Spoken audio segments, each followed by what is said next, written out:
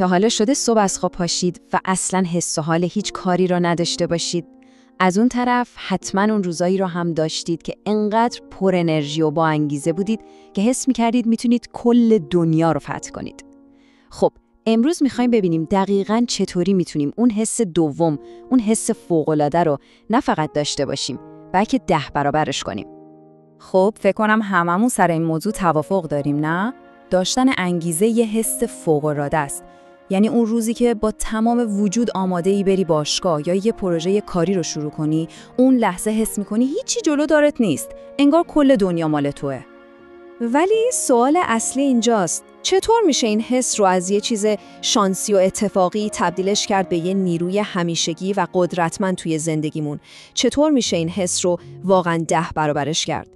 خب برای رسیدن به این هدف قرار 2 تکنیک خیلی قدرمند رو با هم یاد بگیریم.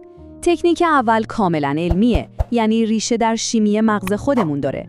اما تکنیک دوم خب اون یه ابزار ذهنیه. شاید یکم عجیب و حتی تاریک به نظر بیاد، ولی قول میدم که به طرز شگفت‌آوری کار میکنه. بسیار خوب، بریم سراغ تکنیک اول، مدیریت کردن سطح پایه دوپامین. داستان از یه ماده شیمیایی توی مغزمون شروع میشه که احتمالاً اسمش رو شنیدید و فکر میکنید میشناسیدش، ولی احتمالاً درک ما ازش خیلی دقیق نیست. ببینید، خیلی از ماها فکر میکنیم دوپامین همون هورمون خوشحالیه، ولی این یه تصور کاملا اشتباهه. دوپامین در اصل مولکول انگیزه است، یعنی اون نیروییه که شما رو از روی مبل بلند میکنه تا دنبال یه هدف برید. دوپامین خود اون تلاش کردن است، نه جایزه‌ای که در انتها میگیرید. حالا اگه میخواید بدونید چرا اینطوریه، باید یه حقیقت جالب رو در مورد مغزمون بدونیم. مغز ما با تمام پیشرفت‌هایی که کردیم هنوز توی عصر هوجر گیر کرده. یعنی هنوز مثل یه غارنشین فکر میکنه. اولویت اول و آخرش بقاست و انگار هنوز خبر نداره که ما دیگه نگران وعده غذایی بعدمون نیستیم. دقیقاً به همین خاطره که مثلا یه پیتزای داغ انقدر وسوسه انگیزه. مغز غارنشین شما تا پیتزا رو میبینه آژیر خطرش به صدا در میاد، ولی یه آژیر خوب. میگه کالری بالا، انرژی، بقا. و برای اینکه مطمئن بشه شما میرید سراغش، یه عالمه دوپامین توی مغزتون آزاد میکنه. حالا در مقابل چی داریم؟ سالاد.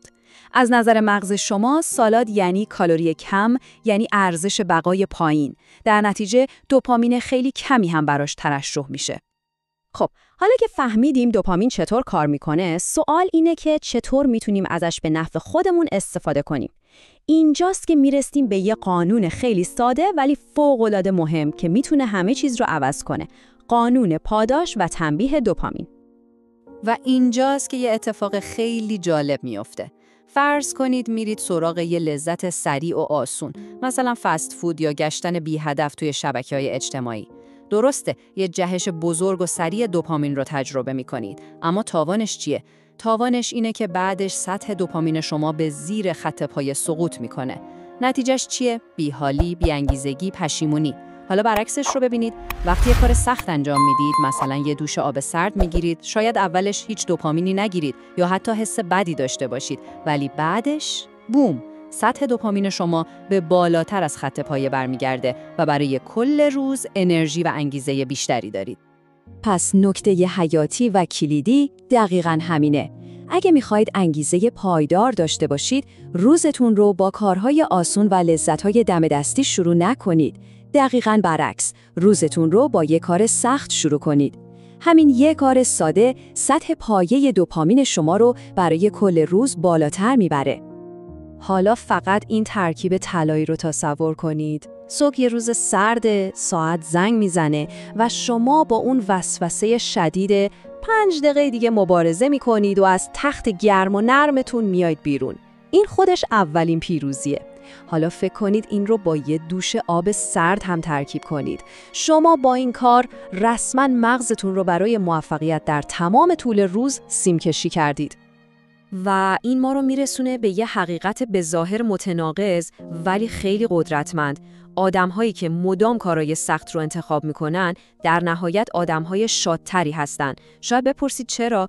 چون کسایی که فقط دنبال لذت‌های سریع و آنی هستن عملاً خودشون رو توی یه چرخه بیپایان از اوج و سقوط حبس میکنن، ولی شادی واقعی و بلند مدت از جای دیگه‌ای میاد، از حس رضایت بعد از غلبه بر یه چالش. خب آماده اید بریم سراغ تکنیک دوم؟ این یکم متفاوته. بهش میگیم ساختن لیست سیاه. همونطور که گفتم این یه ابزار ذهنیه و خب آره شاید یکم تاریک به نظر برسه ولی به طرز دیوانه‌واری قدرتمنده.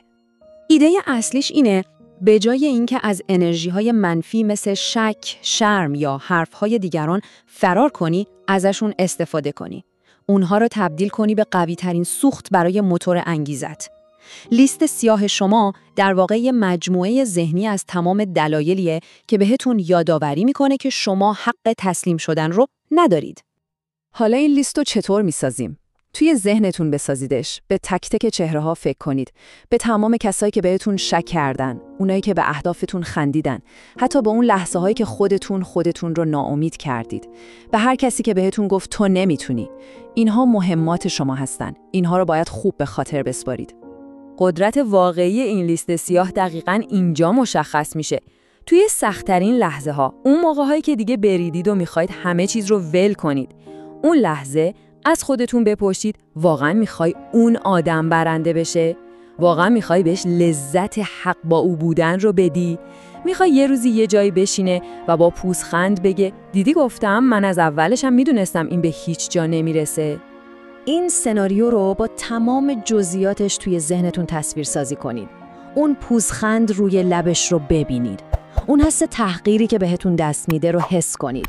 و بعد اجازه بدید همین ترس از اینکه حق با اونها باشه شما رو به جلو هل بده. این ترس سوخت جت شماست. و فکر نکنید این فقط یه حرفه یا یه تئوری عجیب و غریبه. این آمار رو ببینید. شاید باورتون نشه. توی یه نظرسنجی از کارآفرین‌های فوق‌العاده موفق معلوم شد که 90%شون، بله 90%شون با یه رویای قشنگ و مثبت به اینجا نرسیدن. نیروی محرک اصلیشون چی بوده؟ دقیقاً همین انرژی منفی. انگیزه این که به بقیه ثابت کنن اشتباه می‌کردن.